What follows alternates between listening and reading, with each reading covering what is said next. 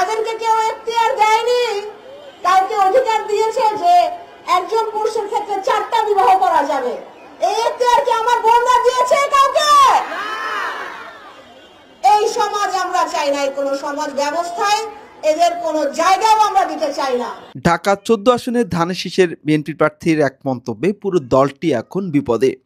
4টি বিয়ে নিয়ে তুলির বিতর্কিত মন্তব্য কি সরাসরি কোরআনকে অস্বীকার করা? কেন এই বক্তব্য বিএনপির জন্য কফিনের শেষ প্যারেক? শেষটা না দেখলে আপনি আসল খেলাটা বুঝবেন না। ঢাকা 14 আসনে বিএনপি প্রার্থী সানজিদ ইসলাম তুলি এমন এক কথা বলেছেন যা নিয়ে সোশ্যাল মিডিয়ায় ঝড় উঠেছে। তিনি বলেছেন, একজন পুরুষের 4টি বিয়ে করার অধিকার আছে। এই অধিকার কি আমার বোনেরা কাউকে দিয়েছে? এই একটি বাক্য পুরো মুসলিম সমাজকে চমকে দিয়েছে। তুলি কি শুধু ভুল করলেন, নাকি এটা ছিল বিএনপির এক ভয়ঙ্কর রাজনৈতিক চাল? শেষ অংশে দেখুন কিভাবে এই মন্তব্যের ফলে বিএনপির ভোট চলে যাচ্ছে অন্য দলের ঝুলিতে। সানজিদ ইসলাম তুলির এই মন্তব্য শুধু অবান্তর নয়, এটি সরাসরি পবিত্র কোরআনের স্পষ্ট একটি বিধানকে অস্বীকার করে। ইসলামে আদলের শর্তে পুরুষের জন্য 4টি বিয়ে বৈধ।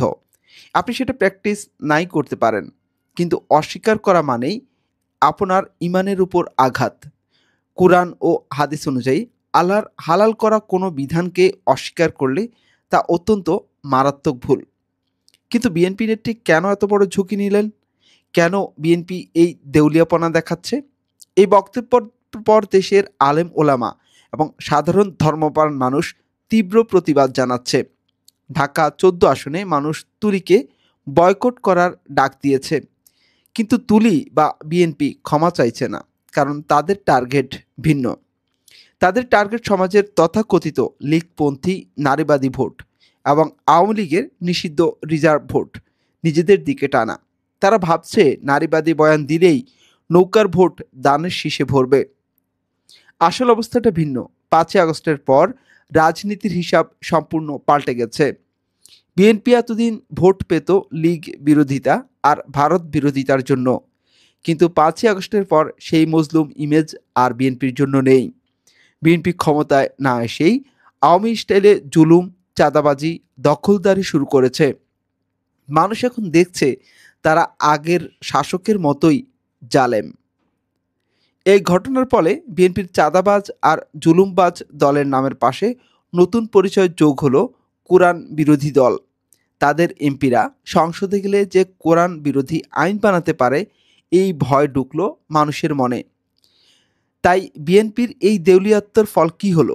5ই আগস্টের পর বিএনপি যখন 290টি আসন পেত, এখন তারা 100-র নিচে নেমে এসেছে। অন্যদিকে জামায়াত ইসলামীর পাল্লা ভারী হচ্ছে।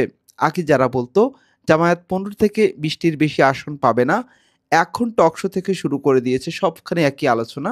সেটি হচ্ছে, সরকার কি গঠন করবে জামায়াত নাকি বিএনপি? এটাই হলো আল্লাহর খেলা। আগে মানুষ আওয়ামী লীগের জুলুম থেকে বাঁচতে বিএনপিকে বসিয়েছিল।